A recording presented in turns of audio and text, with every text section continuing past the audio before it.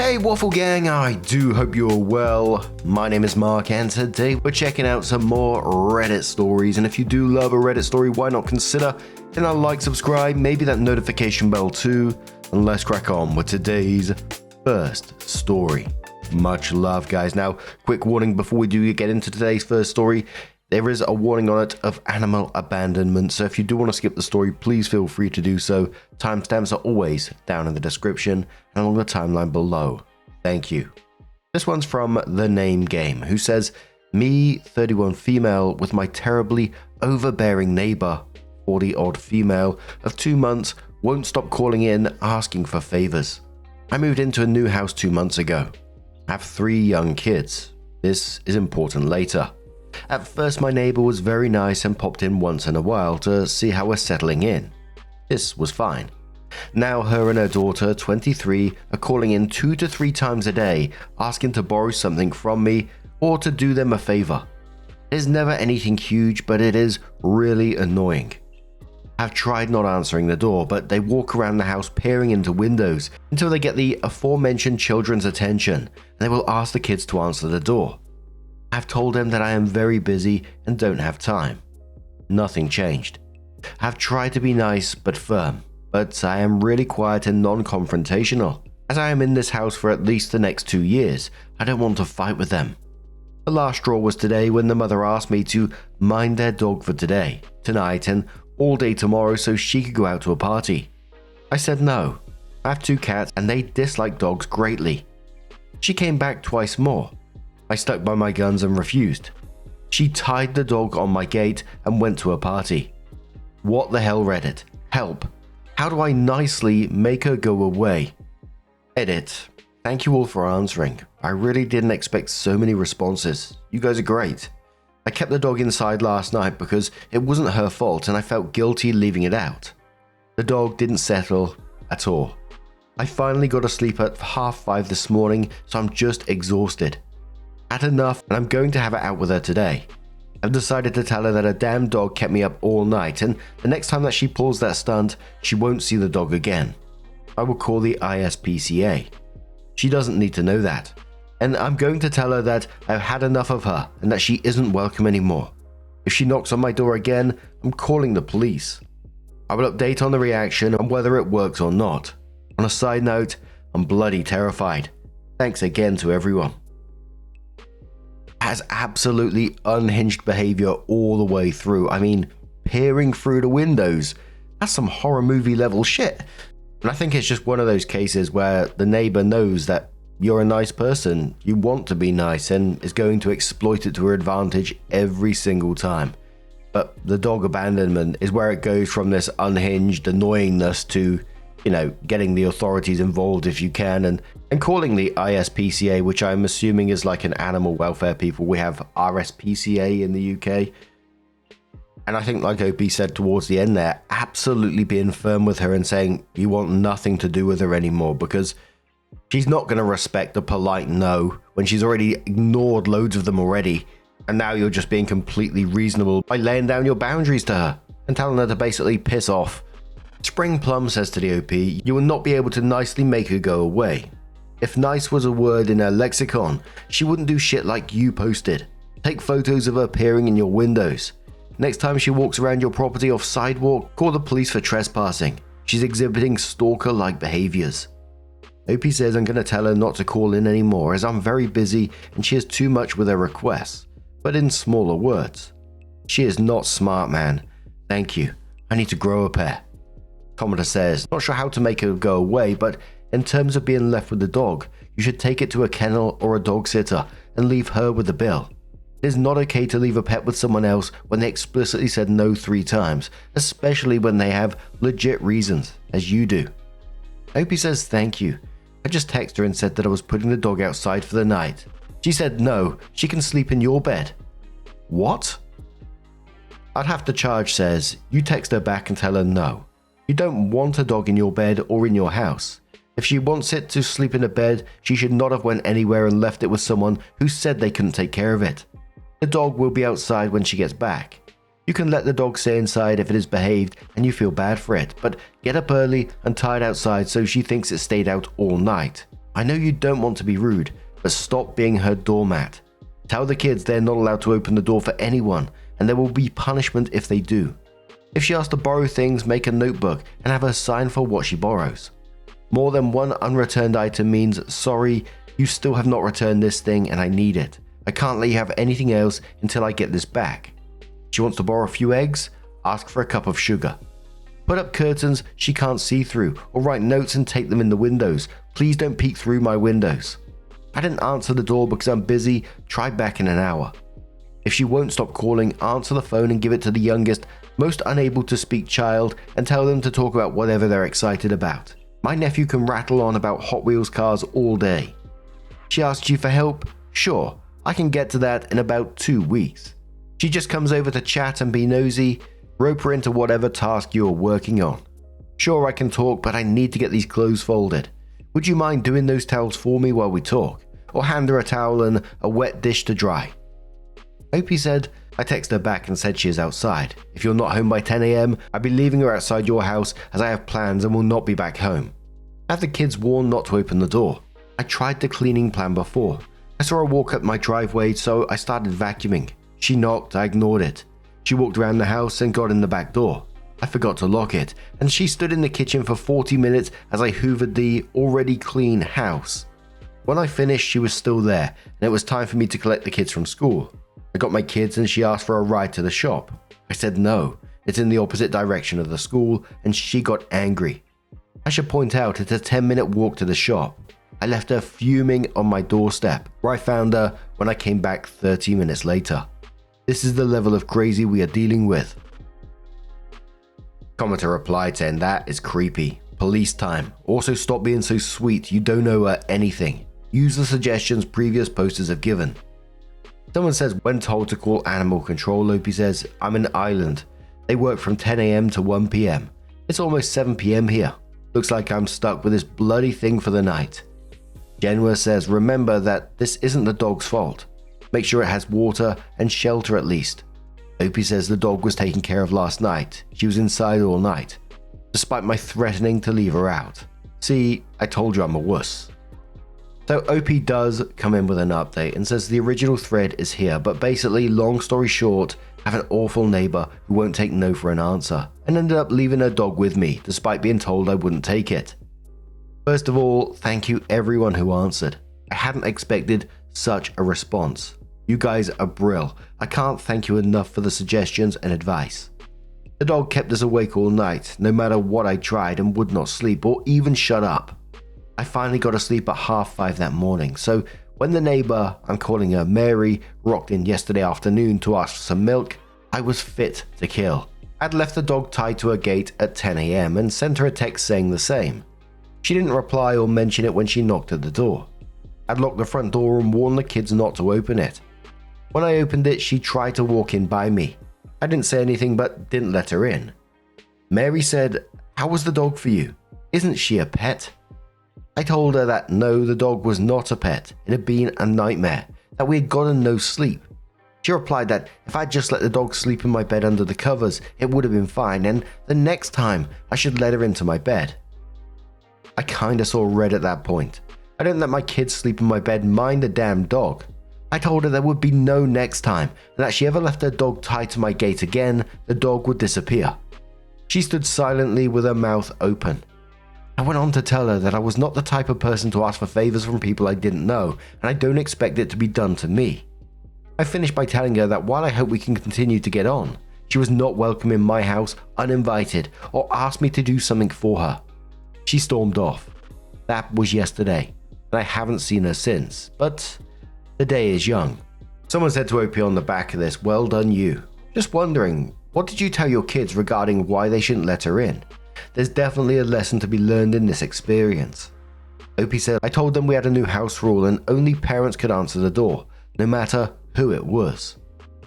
Semi-Hollow says, just curious, what are some of the things they would call you about other than the dog? OP says milk, sugar, my weighing scales, bread, a cigarette, a ride to the shops, a stamp, to use my washing machine. You name it, she asked for it. Not says wow, just wow. How far away from you are places to buy these things? I never asked a neighbor, unless they are a really good friend, for one of these things. Opie says a 10-minute walk? She doesn't even drive, but her legs are working just fine. So it was a couple of weeks after this that Opie came in with another update and said, "Hi guys, I haven't updated for a while because things have been a bit crazy. Here's the original thread and here is the first update," and then shared the links. Again, I want to thank you all for your messages, support, and advice. You guys are the best. After I had it out with her, she backed off, big time, for a while. For around a week, she didn't come near me, which was awesome, but she isn't the sharpest tool in the box, so it didn't last long. Last week, she was having a party and came in to invite us in. I said no thanks. I should point out that she hasn't spoken to me since I told her that I wouldn't be taking her dog again, so the invitation was completely out of the blue, and honestly, a bit weird. Anyway, the party was last Friday night. She must have tried to call in when I was collecting the kids from school, because when I got home there was a note that said, "Party starting at 6, bring kids, Mary." I didn't. The party started and went on and on and on. At 12 o'clock I went in and asked her to turn the music down. It was blaring into her back garden and my kids' bedrooms around the back of our house. She said, "Oh, hi OP, come on in." I told her, "No thank you, please just turn the music down. My kids can't sleep." She didn't, and instead suggested that I get the kids, and my husband, and we all go to the party, at midnight. She thought it was a good idea to bring my kids into a house full of drunk strangers. Really? Anyway, I went in twice more to ask her to turn down the music, and I gave up and called the police. When the cops arrived, they turned it down for about 5 minutes. Long story short, this happened a few times. The music was basically turned off at 4:30. I met her the next day as I was getting into my car. She said, "Oh, I hope that music didn't bother you last night." I told her of course it had bothered me. I called into her numerous times and resorted to calling the police. She said, "Well, it turned off at 1 o'clock. I said, "No, it was 4:30. She said, "Well, at least it was good music." Really? Anyway, I told her that if it happened again, I'll be speaking to her landlord, and she hasn't spoken to me since. It seems to be going in cycles. She pushes her luck, gets given out to, sulks for a week or two, and then does it again. We can't afford to move for another year or two, so I'm stuck with a crazy bitch for a while. I think that I just need to accept that I have a really horrible, selfish neighbor, and this behavior is just going to continue until I can afford to move. So get this, Opie came into the post to update 11 years later and said, "Hi all, I'm OP. I love this sub and was a bit shocked to see my post in it," which they came into the best of Redditor updates and says, "I love this sub and was a bit shocked to see my post in it. I'd long forgotten about it and really should have updated. I hope it's okay to do it here." I was going through a lot at that time. My kids were young, my husband was back in college, and we were trying to recover from the recession. I think Mary could see I was non-confrontational and in a bad place and thought I was an easy target. My husband had lost his job and was in college, but was going through a mental health crisis during this time, so I was essentially dealing with it alone while trying to hold everything in my house together. She continued asking for things and trying to call in. I locked the gate and door and stopped opening it if I wasn't expecting someone. She started messaging me on Facebook. I blocked her. It went like that for a while and she slowly stopped trying. Occasionally, she'd see me out with the kids and come over to try and get me to do something or tell me some big drama she was having. Presumably to make me feel sorry for her, but I just grey rocked her. In the meantime, I met a few other neighbours. I tend to keep to myself, who told me this was her tactic with anyone new and most of them didn't speak to her. The cold shoulder eventually worked. It was slow though, but for about a year I had peace. Then she moved out. Well, done to the person in the comments who said they'd never met an Irish person who acted like that. She wasn't Irish and went back to her home country. I'm still in that house, 15 years later. My husband is much better. My kids are all in college. My new neighbor is lovely. We say a few words to each other when we see each other, and when it was her child's communion, she dropped in a cake and wine as there was going to be a party, and she wanted to make sure I didn't mind the noise. There was no noise I noticed. Oh my word, whenever we hear about neighbors like this, it always brings me back to my childhood. Opie added a comment talking about their non-confrontational nature and said, Someone asked him, did they ever get help for that? Opie says, I did. Many years later, I got CBT for OCD, and we actually dealt with my non-confrontational nature. I had extremely low self-worth and a host of underlying mental health issues.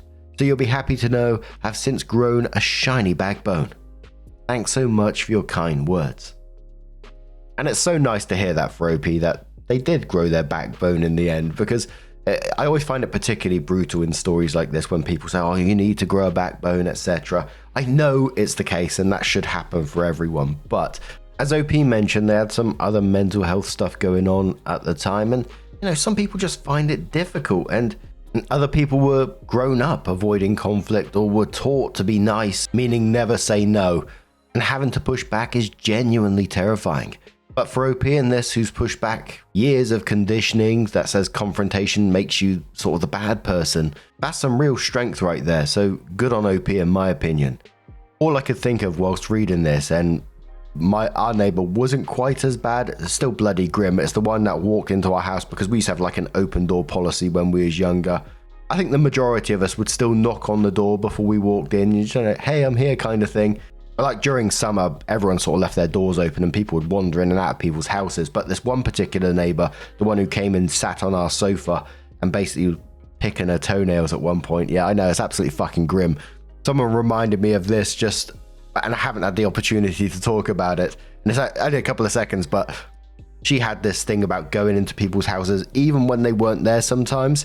And once she went around to another neighbor's house when she had popped into town quickly to collect something, and just started using her cooker, cooking dinner, because she had run out of electric. In those houses, you had to like top up a little key and then put it into your electric meter to get electric. And she had ran out, so she thought, fuck it, I'm just popping around to neighbors to do my cooking. Absolutely wild. But what do you guys make of this story? Have you ever had a neighbor similar to this? Let us know your thoughts down in the comments below. And let's move on to another story. Now our next story comes from Busted Him Now What, and says, I 30 female just found my fiance 30 male on an online dating site. What do I do? My fiance have been together a year and a half. We moved in with one another a few months ago. Lately he has been a bit distant. I've been cheated on in the past and have been really insecure with his change in behavior. He has assured me he is just stressed about work and because his car broke down a couple of weeks ago and he hasn't gotten a replacement yet. I couldn't let the nagging feeling go, so I did a little investigating. I didn't snoop on his phone or personal accounts, but I made a fake profile on a popular dating site and found him there. He was last online July 1st, which sounds like it's 4 days from this post, and says, I don't know what to do. How do I confront him? What do I say? Can our relationship be saved? Do I even want to save it? I feel like I'm a wreck right now. Commenter makes a suggestion to OP and says, honestly, I would catfish him under your fake profile before confronting him so he can't later claim he never talks to women on there. It was an old account, he was looking on behalf of a friend, etc. I'm sorry. OP says, thank you. I'm considering trying to catfish him. Commenter replies saying, you don't need proof to leave him. This isn't a court case. You know what you saw and you know why he was on there. I'm sorry he did this to you. Hoping to Thrive says, don't marry someone who's still out there dating unless you're okay with an open relationship. If you confront him, he'll say it belongs to a friend. It was just a joke. I forgot I even had it. Test him out on the website and see if he is active or if it really does belong to someone else. OP says, I think that's what I'm going to do. I texted an old high school friend he has never seen pics of to ask if I could use hers for my profile. Commenter replies saying, if you go through all that, I mean, come on, jump to the dump. You caught him. OP replies to another commenter saying, he has never cheated on me before. That was an ex, and the reason why I was so insecure about him acting weird that I did some digging around. Another commenter says, don't listen to the people saying you should catfish him. That's very immature. Print out the profile and ask him to explain. His reaction will tell you what you need to know. If someone is using his photo online, I've seen this happen on Catfish, he'll be shocked and horrified. If it's actually him, 95% chance, he'll be uncomfortable, evasive, or give you a bullshit excuse. Then you can leave him. OP says, I'm 100% sure it's him. All the interests and favorite food, movies, and music plus life aspirations match. I just don't know when he wrote the profile, not recent pics. OP adds edits and saying thank you everyone. Further investigating is leading me to believe that it is an older profile. The pics aren't recent and I can positively date 8 to 9 of them before our relationship. The last I'm not sure on the date. I think that means a hacking/signing in to try and delete the things scenarios is a little more plausible. I don't think that in itself is good enough to break up over. So I guess it is time to either confront or catfish. We'll post an update thread to let you all know the outcome of whatever that may be. Edit 2. Well, people here are kinda split on it, but I took the advice to catfish. I need to know for sure. We'll update when and if anything comes of it. Edit 3. Kind of major update. His profile is gone. I will be confronting him when he gets home from work. So OP did come in with what they titled their final update and says, I posted a few days ago because I found my fiance on an online dating site. I took Reddit's advice and catfished him. A few hours later, I set the bait. I found his profile had been deleted. When he came home from work, I showed him the screenshot and asked him what was up. Long story short, he was hanging out with his co-worker and the co-worker was frustrated with figuring out how to navigate the same dating site. My fiance signed into his old account, opened in 2013, to try and help his friend figure it out. Apparently his lot has changed on this particular site and he realized that his knowledge on the site was too out of date, so he logged out and that was it. A few days later he saw it in his email that he'd gotten a message from a woman on the site and then he deleted his account. He obviously couldn't show me his dating site account, but he did volunteer to show me his email account with all the alerts from the site. The only woman that had messaged him recently was clearly my fake account. He also realized that when we were looking through his email, he had an unused profile on another dating site. He signed in and deleted that one in front of me. I fessed up about catfishing him. He wasn't upset at all. Said he understood completely considering my history. He was more upset with himself, not realizing that his behavior would make me so insecure. I apologized for not trusting him and catfishing. He apologized for being so distant lately and not deleting his dating profile ages ago. He offered an open phone/social media and email policy between us, in case we ever stumble across another trust but verify type situation. Shutter Speed says to OP, what were you doing on this dating site if you don't mind me asking? OP says I was looking for him. I had a history of being cheated on, even with a few years of therapy under my belt. I still have issues with implicit trust on my romantic partners. He'd been acting off lately and I thought he might be cheating. So I signed up for the site and immediately searched for him by adjusting the search filters for his age, ethnicity, height, zodiac sign, etc. I found him on the first page of results. That was the only reason I was on the dating site. Commenter replies saying, so have you found why he was acting off if he wasn't cheating? OP said, yes, he found out that his abusive father, who he is in no contact with, has been diagnosed with a terminal illness and wants my fiance to contact him. He's been spending a lot of time in his own head and a lot of alone time, trying to decide what he wants to do about it. Commenter says he created the account with a plan to cheat. When he got the message, he bulked and deleted the account. The fantasy of cheating was more appealing than the reality. OP replies saying he created the account in 2013, confirmed via email history. He was single when he created it. Commenter says life is good, but you're so insecure you can't trust your boyfriend enough to have an adult conversation about this instead of going straight to catfishing. I not only give this relationship 6 months tops, unless you start handling problems in a healthy way. This kind of situation will keep happening. OP says we've already been together a year and a half and have picked a wedding date. Commenter replies saying OP, maybe marriage at a time when trust and communications need to be rebuilt is not a great idea. You both need to develop a way to communicate and trust each other. The situation can be way more intense when married. What if he decides snooping is a bad quality? What if you realize you really can't trust him? OP replied to another commenter saying, sorry, I don't think you can speak for all men. My fiance has been super understanding of this situation. He wants to work through it. He's not upset with me in the slightest. Sorry that two people choosing to stay together and work through things even when mistakes were made is so upsetting to you. Commenter says, sweet baby Lord Jesus, a lot of people on this thread need therapy. OP, save your sanity and delete these threads. OP says, and I thought I was the crazy, insecure, untrusting one. Lol. But seriously, these were a few people in my original OP. There were a few people in my original OP and in my PMs who were very helpful and just plain awesome who asked for updates. I'll leave this thread up for them. At the end of the day, I 100% believe that my fiance has been faithful and our relationship is now stronger for the experience. I'm okay with letting the grumpy but grumpersons continue to whine about how much of a dog he is and how stupid I am for believing him, or that I'm an insane piece of stalker trash and whatnot. OP says one more thing before she leaves this thread and says, I did come here looking for advice. That was what my entire OP was about. I took the advice to catfish him, then the advice to confront him.